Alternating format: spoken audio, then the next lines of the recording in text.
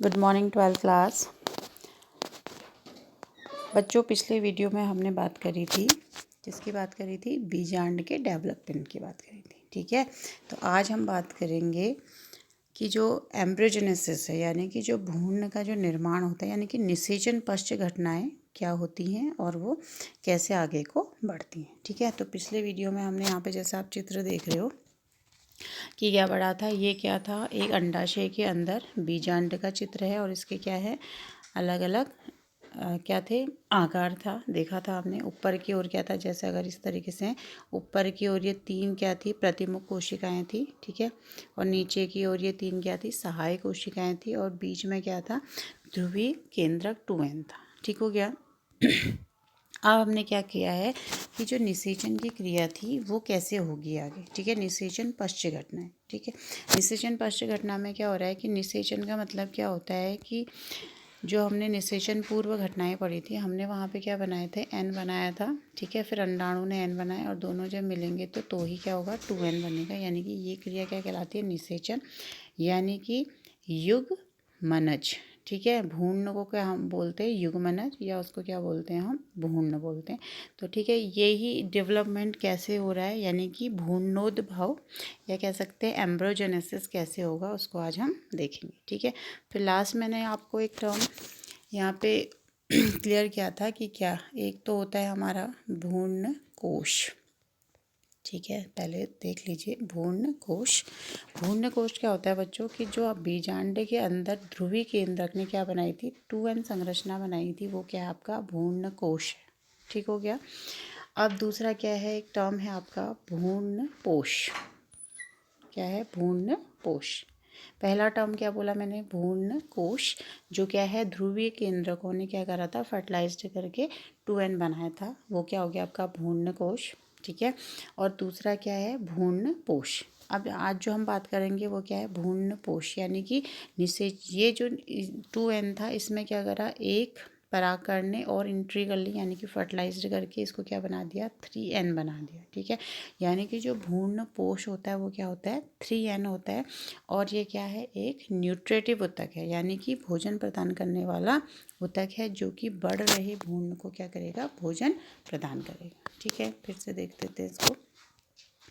ये क्या है आपका, बीजांड है। ठीक है, इतना तो आपको समझ आ गया होगा। बीजांड में क्या थे, 3 प्रतिमुख कोशिकाएं थी। ठीक है, और नीचे 2 सहायक कोशिकाएं थी, और इसके पीछे एक क्या थी, अंड कोशिका। ठीक है, अंड कोशिका थी।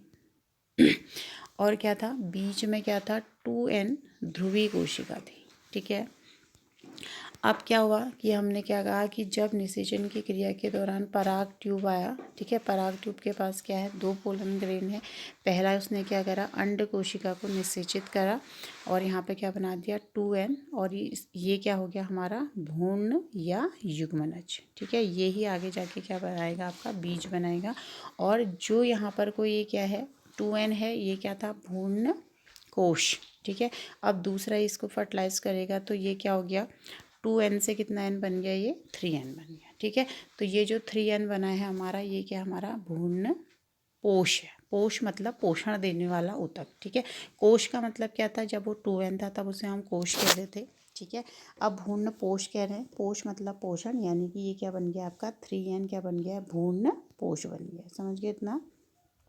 और उसके बाद क्या होता है कि जो ये वाली सेल्स हैं, ठीक है, जो ये प्रतिमुख सेल्स हैं और नीचे की जो सहायक सेल हैं, ये क्या हो जाती हैं आपकी, डीजनरेट हो जाती है। ठीक है, सहायक सेल क्या होती हैं कि जो परागकण को रास्ता बताती हैं, तो इसलिए ये क्या हो जाती है, डीजनरेट हो जाती हैं, और प्रतिमुख कोशिकाएं भी डीजनरेट हो जाती हैं। ठीक, तो अब हमारे पास क्या बचा, केवल एक, तो हमारे पास क्या बचा है यहाँ पर, 3n, जिसको हम क्या कह रहे हैं, भ्रूण पोष कह रहे हैं। ठीक है, क्या कह रहे हैं, भ्रूण पोष।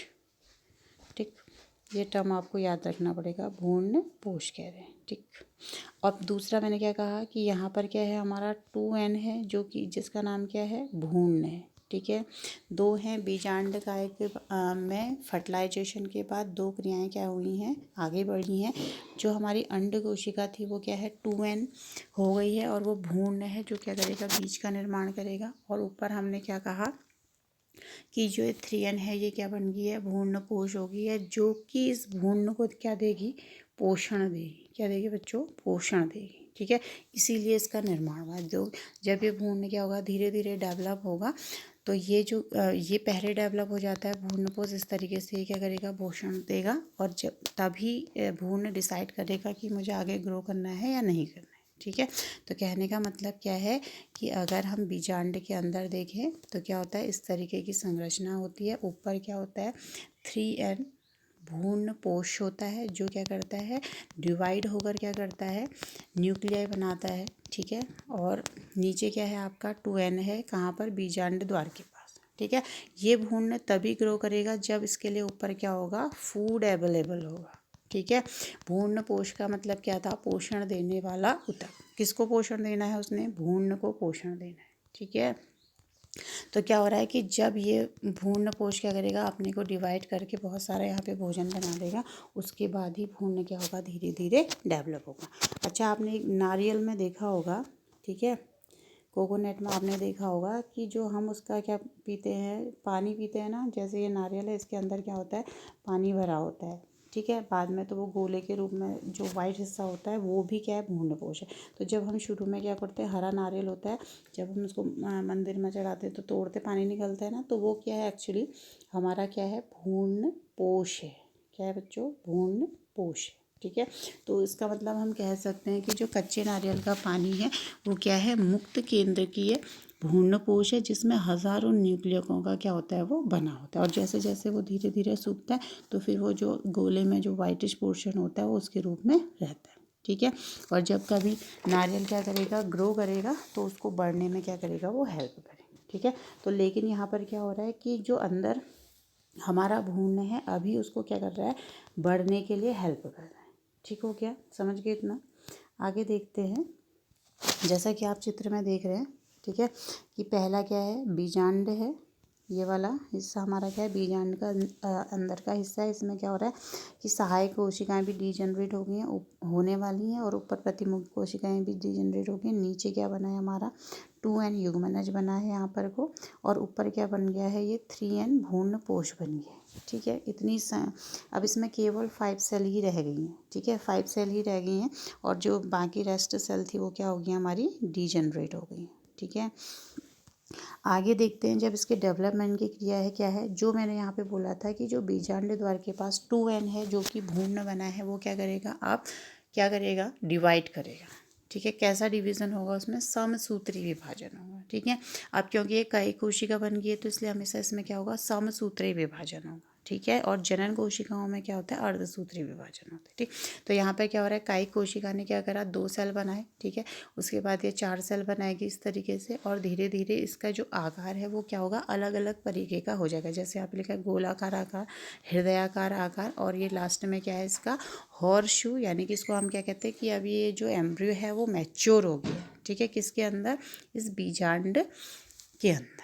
ठीक है, तो इस तरीके से क्या हो रहा है कि जो हमारा एम्ब्रियो है उसका क्या हो रहा है, आगे को डेवलपमेंट हो रहा है। ठीक है, तो इसी क्रिया को क्या कहते हैं हम, कि जो हमारा क्या था, 2n से आगे की जो क्रिया थी, यानी कि यहाँ पर हमारा क्या था, 2n था, एम्ब्रियो था, उसको पोषण किसने दिया, 3n ने दिया, जिसको हम क्या कह रहे हैं, भ्रूणपोष कह रहे हैं। और भ्रूणपोष ने क्या करा, फिर से यहाँ पर इसको बढ़ने के लिए क्या दिया, ये क्रिया कहाँ हो रही है, सेल के अंदर ही हो रही है। ठीक है, यहाँ पर क्या है, न्यूट्रिटिव पदार्थ है भ्रूणपोष।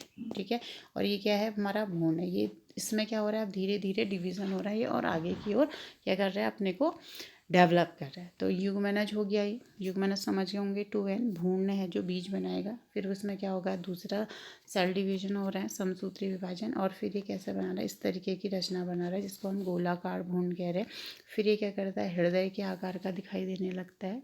ठीक, और लास्ट में क्या होता है, हार्ट शेप हो जाता है। ठीक है, कैसा हो जाता है, हार्ट शेप हो जाता है, और यहीं पर क्या होती है, इसकी परिपक्व अवस्था होती है। ठीक है, तो ये इस तरीके से क्या हो गया, हमारा एम्ब्रियोजेनेसिस, यानी कि भ्रूण के बनने की क्रिया। अब जो हमारा एक और चित्र दिखा देते हैं आपको। ठीक, तो इसमें भी देखिएगा आप क्या हो रहा है, देखिए पहले जो जायगोट था, जायगोट मीन्स 2n, ठीक है। उसने क्या करा, इसमें सेल डिवीजन होगा, एक टर्मिनल सेल डिवीजन, एक बेसल डिवीजन, ठीक। उसके बाद फिर से इसमें डिवीजन हुआ, उसके बाद एक गोलाकार संरचना बन गई, फिर ये हार्ट शेप बन गई, और लास्ट में क्या हो गया, टॉर्पीडो शेप भी कह सकते हैं इसको, हॉर्स शू शेप भी कह सकते हैं। तो ये क्या है, इसकी परिपक्व अवस्था है। ठीक है बच्चों, तो इस तरीके से क्या होता है, भ्रूण का निर्माण होता है। ठीक, अब जो आगे हम चित्र देख रहे हैं, ठीक है, इसमें क्या हो रहा है, पहले इसको समझ लेते हैं कि जो हमारे बीज हैं, ठीक है, आपने 11th में पढ़ा था कि द्विबीजपत्री और एक बीजपत्री, ठीक है, यानी कि एक क्या है, मोनोकॉट है, दूसरा क्या है, डाइकॉट है। ठीक है, तो मोनोकॉट क्या हो गया, जैसे ये क्या है, मोनोकॉट है, जो गेहूं का या मक्के का यहाँ पे दिख रहा है, जिसमें केवल एक ही बीजपत्र होगा, वो क्या कहलाएगा, आपका मोनोकॉट, यानी कि एक बीजपत्री बीज कहलाएगा। ठीक है, एक बीजपत्री। और जो क्या है, डाइकॉट है, यानी कि द्विबीजपत्री। जैसे ये राजमा का चित्र दिखाया, तो इसके क्या है, दो पार्ट भी कर रखे, एक ये है और एक ये है। तो कहने का मतलब है कि जो एक बीजपत्री पौधे होते हैं, उसमें केवल एक बीजपत्र पाया जाता है, जैसे कि आप इसमें देख रहे हैं।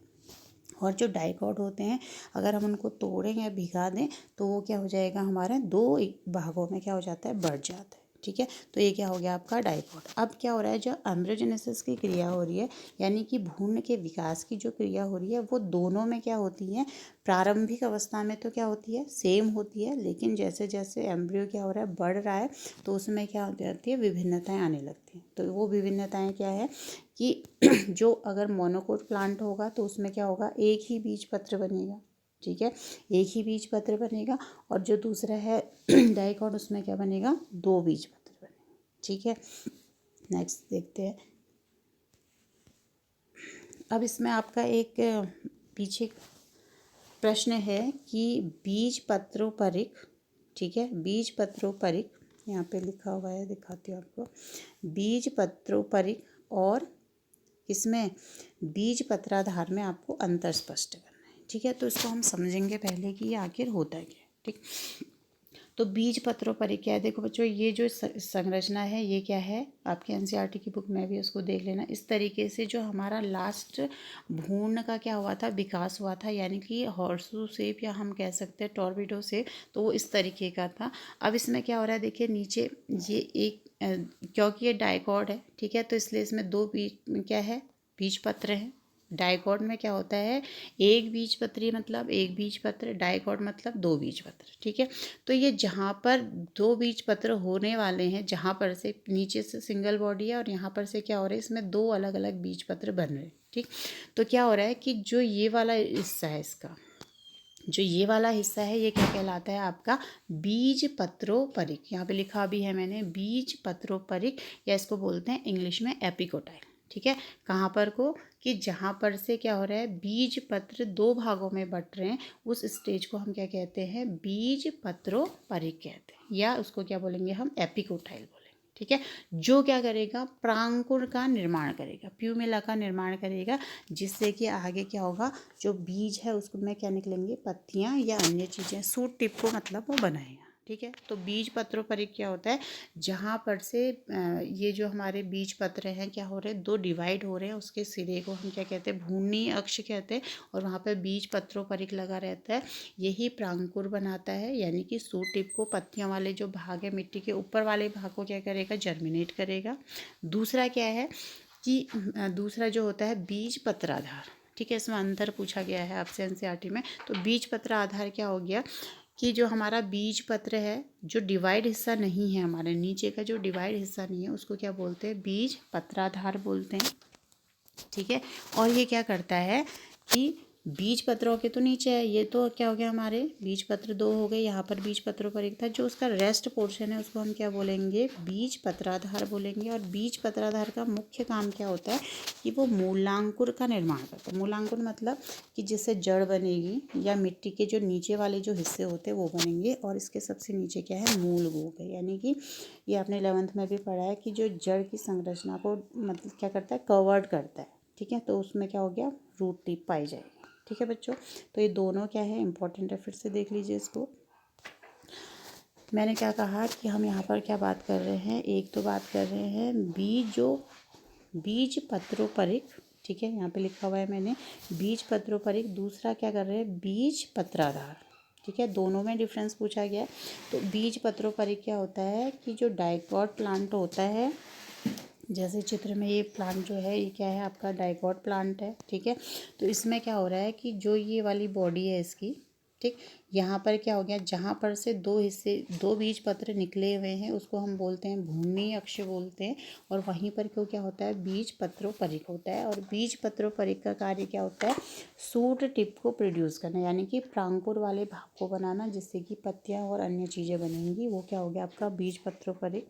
और दूसरा जो है बीज पत्राधार, वो क्या होगा कि जहाँ पर उससे बीज पत्रोपरिक तो ऊपर की ओर है, जो बीज पत्रधार है वो क्या है नीचे आधार प्रदान कर रहा है, तो नीचे की ओर होगा, और वो क्या करेगा हमको मूलांकुर यानी कि जड़ आदि निकालने के लिए हेल्प करेगा, और उसमें क्या लगा रहेगा आपका मूल को लगा रहेगा, ठीक है, समझ गए इतना। अब देखिए ये जो द्विबीजपत्री का जो चित्र है, ठीक, हम अभी सिर्फ दो बीजपत्री जो बीज है उनको ही देख रहे हैं, ठीक। द्विबीजपत्री बीज क्या क्या हो गए आपके, मटर है, राजमा है, चना है, ठीक है। जो भी बीज क्या हो सकते हैं, दो इक्वल भाग में उनके बीजपत्र डिवाइड हो सकते हैं, उसको हम क्या कहते हैं द्विबीजपत्री कहते हैं, ठीक है। अब इसमें जो संरचना आपको मैं दिखाना चाह रही हूँ वो देखिएगा। एक तो क्या अभी हमने बात करी थी किसकी, एपिकोटाइल की, ठीक है, बीज पत्रोपरिक, ठीक है, क्या था बीज पत्रोपरिक, ठीक है, बीज पत्रोपरिक। तो ये क्या है जो एपिकोटाइल वाला है यानी कि अपर स्टैम्प है, जो क्या बनाएगा हमारा पत्तियों को बनाएगा, उसको हम क्या कह दे रहे हैं बीज पत्रोपरिक कह दे रहे हैं, ठीक है। और नीचे आपको दिख रहा होगा इधर कहीं पे इस साइड को, ये क्या बनाएगा आपका बीज पत्राधार बनाएगा, यहाँ पे लगा हुआ है ये वाला पोर्शन, ठीक है। तो ये क्या हो गया आपका, यहाँ पे लिखा हुआ है हाइपोकोटाइल, हाइपोकोटाइल मतलब क्या हो गया आपका बीज पत्राधार, ठीक है, बीज पत्राधार, ठीक। तो ये क्या है कि यहाँ पे से आप देख रहे हैं ऊपर की ओर जो हिस्सा है वो क्या है बीज पत्रोपरिक है, यहाँ पे क्या निकली है इसकी पत्तियाँ निकली हुई हैं, और इसी के नीचे क्या है आपका हाइपोपोटाइल है यानी कि बीज पत्राधार है, जो कि क्या करेगा जड़ को निकालने में क्या करेगा हेल्प करेगा, ठीक। अब यहाँ पे एक देख रहे होंगे हाइलम करके लिखा हुआ है, ठीक है। हाइलम आपने कहाँ पढ़ा था, जब हम बीजांड की संरचना पढ़े थे तब पढ़ा था। और यहाँ पे एक और लिखा है माइक्रोपोराइल, माइक्रोपाइल का मतलब क्या होता है बीजांड द्वार, क्या होता है बीजांड द्वार, ठीक है। माइक्रोपाइल का मतलब क्या हो गया आपका बीजांड द्वार। तो बीजांड द्वार क्या हो रहा है बच्चों, देखो अगर आप क्या करेंगे घर में राजमा या चना देखेंगे, ठीक है, चने में तो यहाँ पर होता है बीजांड द्वार, और राजमा का तो चित्र में ही दिख रहा है आपको, इस तरीके से यहाँ पे छेद होता है। तो जब भी हम इनको क्या करते हैं पानी में भिगाते हैं तो ये क्या करता है इस छिद्र के द्वारा पानी और ऑक्सीजन अंदर जाता है, और ये क्या हो जाता है फूल जाता है, फिर ये फर्दर क्या होता है प्लांट के रूप में डेवलप हो जाता है, ठीक है। तो माइक्रोपाइल का काम क्या था, जब परागण आ रहा था तो वो क्या कर रहा था यहाँ से प्रवेश करके क्या कर रहा था अंड कोशिका को और ध्रुवीय कोशिका को फ्यूज़न का काम कर रहा था। लेकिन जब निषेचन के बाद ये क्या करता है कि यहाँ पे इसको H2O यानी कि पानी और ऑक्सीजन सप्लाई करने में मदद करता है, ठीक है। और ये वाला जो हिस्सा है ये क्या है आपका बीज पत्र है, ठीक है, कॉटिलिडोन है, यानी कि इसको क्या कहेंगे हम बीज पत्र। अगर आजकल आपके आसपास किसी ने बीन लगाए होंगे और वो जैसे ग्रो कर रहे होंगे तो आप उसमें देखिएगा कि इस तरीके से जड़ आती है और इस तरीके से एक बीज पत्र इधर हो जाता है, एक बीज पत्र इधर, और फिर वो बढ़ने लगता है, ठीक है। और तो इसको क्या कहेंगे बीज पत्र, यानी कि इसमें द्विबीजपत्री में क्या होते हैं दो बीज पत्र होते हैं, और क्या होता है बीज पत्रोपरिक होता है जो कि पत्तियाँ निकालने में हेल्प करता है, और बीज पत्र आधार होता है जो कि क्या करता है जड़ों को निकालने में क्या करता है हेल्प करता है, समझ गए इतना। तो द्विबीजपत्री पौधे में क्या क्या हो गया हमारे पास बीज पत्र आधार हो गया, बीज पत्रोपरिक हो गया, दो हमारे पास क्या हो गए बीज पत्र हो गए हैं, ठीक है। और एक क्या हो गया माइक्रोपाइल हो गया, जिससे कि अंदर क्या होगी पानी और ऑक्सीजन की सप्लाई जाएगी, जब भी अनुकूल परिस्थितियाँ आएंगी तो वो क्या करेगा सीड जर्मिनेट करेगा, ठीक है। आप इसको घर में भी कर सकते हैं इजी वे में, अगर आप चाहें तो एज अ प्रैक्टिकल के रूप में क्या करेंगे आप चने या कोई भी 2-3 दाल आप भिगा दीजिए, आप उसमें देखेंगे एक दिन के बाद क्या होता है कि उसमें क्या आने लगते हैं अंकुरण आने लगते हैं, तो ये क्या हो गया सीड जर्मिनेशन की क्रिया होगी। और 1-2 दिन और रखेंगे तो फिर उसी में से क्या होगी जड़ भी निकलने लगेगी, ठीक है। तो जो ऊपर बीज पत्रोपरिक था उसने क्या करा पत्तियाँ निकालने का काम करा, ठीक है, जैसे यहाँ पे चित्र में देख रहे हैं आप। और वहीं पर क्या होता है, हमारा बीज पत्राधार होता है, जो कि क्या करता है, जड़ निकालने का क्या करता है, काम करता है। ऊपर वाला हिस्सा क्या करेगा, पत्ती निकालेगा, नीचे वाला क्या करेगा, जड़ निकालेगा। और ये जो हमारे बीज पत्र है ये क्या करेंगे, बढ़ते हुए जो पत्तियाँ हैं उनको क्या करेंगे, पोषण देंगे, ताकि वो क्या करे, जब तक कि उसमें प्रकाश संश्लेषण की क्रिया अच्छे से करने के लिए वो एबल नहीं है, उसको भोजन प्रदान करता रहे। ठीक है, तो इसको हम स्प्राउट के रूप में भी देख सकते हैं ना, आजकल जो हम स्प्राउट वगैरह खाते हैं, ठीक है, नाश्ते में, तो वो भी क्या है, स्प्राउट का मतलब क्या हो कि अंकुरित बीज है। और अंकुरित जो बीज होते हैं वो क्या होते हैं, बहुत ही न्यूट्रिटिव होते हैं, इसीलिए उनको क्या करा जाता है, खाया जाता है। ठीक है, अच्छा, अब हम बात करते हैं एक बीजपत्री पौधे के बारे में। ठीक है, यहाँ पे दोनों ही है, तो दोनों में कंपैरिजन करने के लिए भी सही रहेगा। तो जो एक बीजपत्री पौधा होता है वो कैसा होता है, देखिएगा इस तरीके से। ये किसका चित्र है, आपका मक्के का चित्र है। अभी हमने बात करी थी कि जो एक बीजपत्री पौधा होता है उसमें क्या होता है, एक ही बीजपत्र पाया जाता है। ठीक है, एक ही बीजपत्र पाया जाता है। और इसमें एक संरचना और होती है, उसको बोलते हैं स्कूटेलम। क्या बोलते हैं, स्कूटेलम। ठीक है, स्कूटेलम। ये संरचना हमको द्विबीजपत्री पौधों में देखने को नहीं मिलती है। किस में दिखती है, केवल एक बीजपत्री पौधे में। तो ये जो ये येलोविश पोर्शन है ये क्या है, इसका स्क्रूटेलम। स्क्रूटेलम क्या है कि जो हमारा एंडोस्पर्म यानी कि भ्रूणपोष रह गया था, जिसका यूज़ नहीं हुआ है, उसी को हम एक बीजपत्री में क्या कहते हैं, स्क्रूटेलम कह देते हैं। और घास में है या गेहूँ चावल में है, ये आसानी से क्या होता है, दिखाई देता है। जबकि द्विबीजपत्री में क्या होता है, स्क्रूटेलम नहीं पाया जाएगा। ठीक है, स्क्रूटेलम को एक और नाम से भी हम बीजों को आइडेंटिफाई कर सकते हैं। इसमें होता है आपका स्क्रूटेलम को दूसरा नाम है आपका, हाँ, गैर एल्ब्यूमिनस। गैर एल्ब्यूमिनस मतलब कि जो बीज होते हैं उनको दो तरीके से हम डिवाइड कर सकते हैं। एल्ब्यूमिनस मतलब कि जिसके अंदर एंडोस्पर्म पाया जा रहा है, यानी कि क्या पाया जा रहा है, आपका भ्रूणपोष। अब तो समझ गए होंगे आप, भ्रूणपोष मतलब पोषण देने वाला टिश्यू। ठीक है, तो इसको क्या बोलते हैं, एल्ब्यूमिनस। ठीक है, एल्ब्यूमिनस। सीड कौन सा हो गया आपका, एक बीजपत्री सीड हो गया, यानी कि गेहूँ है, मक्का है, धान है, ये हो गए। और इसमें ही क्या पाया जाएगा, स्कूटेलम। स्कूटेलम को ही हम क्या, कैसा बीज कह दे रहे हैं, एल्ब्यूमिनियस बीज कह दे रहे हैं। एल्ब्यूमिनियस बीज का मतलब क्या है कि उसके अंदर भ्रूणपोष की मात्रा बची हुई है, जो कि बढ़ते हुए प्लांट को क्या करेगी, हेल्प करेगी। और दूसरी ओर अगर हम देखें द्विबीजपत्री में, इसमें स्कूटेलम कहीं पर भी नहीं पाया जा रहा है, तो ये कैसा हो गया, नॉन एल्ब्यूमिनस सीड हो गया। नॉन एल्ब्यूमिनस सीड मतलब क्योंकि इसमें ऑलरेडी क्या है, दो बीजपत्र पाए जा रहे हैं, तो इसके पास क्या है, फूड की जो सप्लाई है वो ऑलरेडी है, तो इसलिए इसमें क्या है, स्क्रूटेलम की आवश्यकता नहीं है। दोनों को कौन डिवाइड कर रहा है, किसमें क्या है, एंडोस्पर्म पाया जा रहा है, किसमें, एक बीजपत्री पौधे में। देखिए यहाँ पे लिखा हुआ है एंडोस्पर्म, यानी कि भ्रूणपोष पाया जा रहा है। ठीक है, एंड क्या बोलते हैं इसको, भ्रूणपोष। बार बार इसलिए लिख रहे हैं ताकि आपको याद हो जाए। ठीक है, भ्रूणपोष पाया जा रहा है। भ्रूणपोष क्या है, 3N संरचना है। ठीक है, जो निषेचन के बाद बनी है।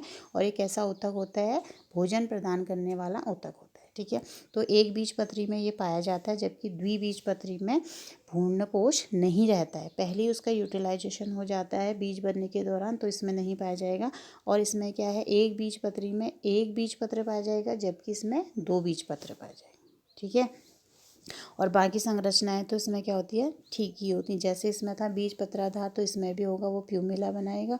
और जो नीचे रेडिकल है वो जड़ों को निकालने में हेल्प करेगा। ठीक है, तो एक बीजपत्री का मतलब क्या होगा, एक बीजपत्र पाया जाएगा, स्कूटेलम पाया जाएगा, जबकि द्विबीजपत्री में दो बीज पाए जाएंगे और भ्रूणपोष नहीं पाया जाएगा। इतना क्लियर है आपको। नेक्स्ट देखते हैं हम। इतना समझ गए ना, ठीक हो गया। अब हम बात करते हैं सीड की। आगे जो सीड है आखिर वो है क्या। ठीक है, जो सीड है वो क्या है, हमारा निषेचन के पश्चात बना हुआ प्रोडक्ट है। ठीक है, बीज क्या है, निषेचन के बाद बना हुआ प्रोडक्ट है। तो इसमें क्या हो रहा है कि जो हमारा अंडाशय था, ठीक है, यहाँ पे चित्र बना देती हूँ मैं आपको। अंडाशय था, अंडाशय के अंदर हमने इस तरीके की क्या देखी थी, संरचना देखी थी, जिसको हमने क्या कहा था, आपका बीजांड कहा था। और अंदर क्या था, इसका बीजांड। ठीक, तो क्या हो गया कि ये वाला जो पोर्शन है, यहाँ पे क्या है, बीजांड द्वारा ये वाला जो पोर्शन है, ये तो क्या बन गया आपका, बीज बन गया है। क्या बन गया बच्चों? बीज बन गया है। और ये जो अंडाशय था जो अंडाशय था वो क्या बन गया है? आपका फल बन गया है। समझ गए आप कि निषेचन के बाद क्या होता है कि जो हमारा अंडाशय था, ठीक है, वो क्या बन गया है? फल बन गया है। और अंडाशय के अंदर जो बीजांड था, ठीक है, वो क्या बन गया है? आपका बीज बन गया। तो निषेचन पश्च घटनाएं क्या होती हैं कि जो अंडाशय था वो उसका फल में बनना और जो हमारा बीजांड था उसका बीज में बनना। और निषेचन पश्च घटनाओं के बाद क्या होता है कि जो फ्लावर होता है उसमें क्या हो रहा है, जैसे इस तरीके से जो फ्लावर है, ठीक है, या उसके बाह्य दल हो गए आपके, ये क्या हो गया? स्त्री केसर, ये परागकण हो गए। तो यहाँ पर जो अंडाशय है, ठीक है, केवल अंडाशय ही क्या करेगा? आगे की प्रोसेसिंग करेगा फल बनने की, बीज बनने की। जो बाकी ये रेस्ट पोर्शन है ये सारे क्या हो जाएंगे? आपके डिस्ट्रॉय हो जाएंगे। तो निषेचन पश्च घटनाएं क्या होगी कि जिसमें क्या हो रहा है, कोई भी चीज़ क्या हो रही है? डिस्ट्रॉय हो जा रही है, केवल अंडाशय ही बच रहा है, उसको हम क्या कहेंगे? निषेचन पश्च घटनाएं। तो बीज क्या हो गया हमारा? निषेचन के बाद बनने वाला जो प्रोडक्ट है उसको हम क्या कहते हैं? क्या कह देते हैं? बीज कह देते हैं या फल कहते हैं। ठीक है, तो जो अंडाशय की दीवारें होती है वो क्या बना देती है? फल भित्ति बना देती है। अंडाशय की जो दीवार है वो क्या बना देगी? आपकी फल भित्ति बना देगी। ठीक है, और बच्चों जो कुछ फल होते हैं वो कैसे होते हैं? गूदेदार होते हैं। जैसे अमरूद है, संतरे हैं, आम है, गूदेदार हो सकते हैं। ठीक है, होते हैं ना, इसलिए गूदेदार होते हैं ताकि हम उनको खाएं और फिर हम उनको क्या करें? डिस्पर्सल करें सीड के रूप में। तो प्रकृति क्या है? बहुत ही क्या है? क्रिएटिव है कह सकते हैं, या चालाक है भी कह सकते हैं। जब फल उसके कच्चे होते हैं तो वो क्या करती है? उनको कड़वा रखती है, खट्टा रखती है। और जैसे ही वो जब उनके सीड अंदर से कंप्लीट हो जाते हैं, ठीक है, परिपक्व हो जाते हैं, तो वो फलों को क्या कर देती है? अट्रैक्टिव बना देती है। और क्या बना देती है? स्वादिष्ट बनाती है, जिसकी वजह से ह्यूमन बींग या अन्य जीव जंतु क्या करते हैं? उनको खाते हैं और उनका क्या करते हैं? डिस्पोजल करते हैं, ताकि जो उनकी जो लाइफ प्रोसेस है वो क्या हो गए? पीढ़ी दर क्या हो गए? चलती रहे। ठीक है, और कुछ जो फल होते हैं जैसे आपका मूंगफली है, सरसों है, ठीक है, ये क्या होते हैं? शुष्क फल होते हैं, यानी कि शुष्क होते हैं। इसमें क्या होता है? गूदेदार भाग नहीं पाया जाता, लेकिन ये खाने में क्या होते हैं? ये भी स्वादिष्ट होते हैं। ठीक हो गया। तो जो फल हैं वो कैसे हो गए? एक तो गूदेदार हो गए, एक तो क्या हो गए? शुष्क फल हो गए। ठीक है, और फल के अंदर क्या होता है? बीज होता है। बीज का ही हमने क्या करना है? डिस्पर्सल करना है, यानी कि इसको एक स्थान से दूसरे स्थान तक पहुंचाना है। और ये काम कौन करते हैं? जीव जंतु और पशु पक्षी करते हैं अपने मल के द्वारा। ठीक है, तो इसलिए हम जंगलों में हम प्लांट लगाने नहीं चाहते। ये सारी क्रिया क्या करती है? नेचर पशु पक्षियों से या विभिन्न प्रकार के जीवों से कराती है। ठीक है, तो बच्चों प्रकृति हमें कितना देती है और हम उसको क्या करते हैं? हर समय पर क्या करते हैं? नुकसान पहुंचाते रहते हैं। तो ऐसा क्या है? हमको ऐसा नहीं करना चाहिए। तो हमको अपने प्रकृति की क्या करना चाहिए? अच्छाई के बारे में क्या करना चाहिए? सोचना चाहिए। तो नेक्स्ट इसमें आपका जो लास्ट है वो क्या है? एक तो हो गया आपका सत्य फल। ठीक है, अभी हमने दो फल की बात करी थी, गूदेदार और कैसी? शुष्क फल। उसकी बात नहीं कर रहे हैं यहाँ पे हम बात कर रहे हैं सत्य फल की। ठीक है, सत्य फल क्या हो गया? जो कि अंडाशय से क्या होगा? जो कि अंडाशय से निषेचन के बाद क्या हो रहा है? डेवलप होगा, उसको हम क्या कहेंगे? सत्य फल कहेंगे। ठीक है, जो निषेचन के बाद अंडाशय से डेवलप हो रहा है उसको हम सत्य फल कहेंगे। ठीक है, दूसरा है आपका आभासी फल। ठीक है, दूसरा क्या है आपका? आभासी फल। आभासी फल मतलब क्या हुआ कि जो क्या हो रहा है? अंडाशय के अतिरिक्त भागों से, जैसे पुष्पासन से क्या हो रहा है? ठीक, पुष्पासन से क्या हो रहा है? डेवलप हो रहा है, तो उसको हम क्या कह देते हैं? आभासी, या क्या कह देते हैं? असत्य फल कह देते हैं। ठीक है बच्चों, तो जैसे हमारा सेब है, अब जब सेब खाओगे ना आपको याद आ जाएगी। सेब है, नाशपाती है या स्ट्रॉबेरी जो हम खाते हैं वो सारे क्या है? हमारे आभासी फल हैं या असत्य फल हैं। ठीक है, तो यानी कि इनका जो निर्माण हो रहा है वो क्या हो रहा है? अंडाशय से ना होकर कहाँ से हो रहा है? पुष्पासन से हो रहा है। ठीक है, फिर एक लास्ट टर्म है इसमें आपका अनिषेक फलन। ठीक है, क्या है नाम? अनिषेक फलन। अनिषेक फलन।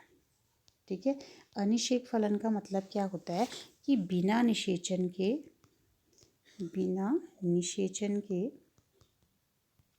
फलों का निर्माण होना। ठीक है, बिना निषेचन के फलों का निर्माण होना क्या कहलाता है? अनिषेक फलन कहलाता है। जैसे क्या है? केला है, ठीक है। केला में क्या होता है, बीज रहित होता है और बिना निषेचन के ही क्या करता है, फल में कन्वर्ट हो जाता है। ठीक है।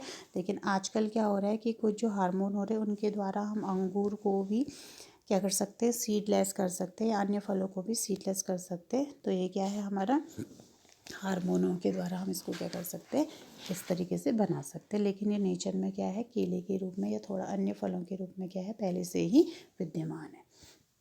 ठीक है। तो और बीज क्या होते हैं बच्चों, लास्ट में जो बीज होते हैं हमारे क्या है, कृषि का आधार है। ठीक है। अगर बीज ही नहीं होंगे तो हम क्या करेंगे कि नए फल फूलों को कैसे उनके पेड़ लगाएंगे। ठीक है। जंगल में तो पशु पक्षी कर रहे हैं, लेकिन जो हमारे कृषि से आधारित है, जो हम भोजन के रूप में लेते हैं, गेहूँ है, चावल है, फल सब्जियाँ हैं, तो उसके लिए हमको क्या करना पड़ेगा, उनको सुरक्षित रखना पड़ेगा, उनका भंडारण करना पड़ेगा और उनका निर्जलीकरण, मतलब कि जो बीज होता है उसमें क्या होता है, पानी होता है। जब हम उसे काट रहे होते हैं तो हम उसको सुखाते हैं, उसके बाद उनको क्या करते हैं, पूरे साल भर उनका खाने के लिए यूज़ भी करते हैं और नेक्स्ट जब हम उनकी बुआई करते हैं तो उसके लिए उनको संरक्षित भी करते हैं। ठीक है।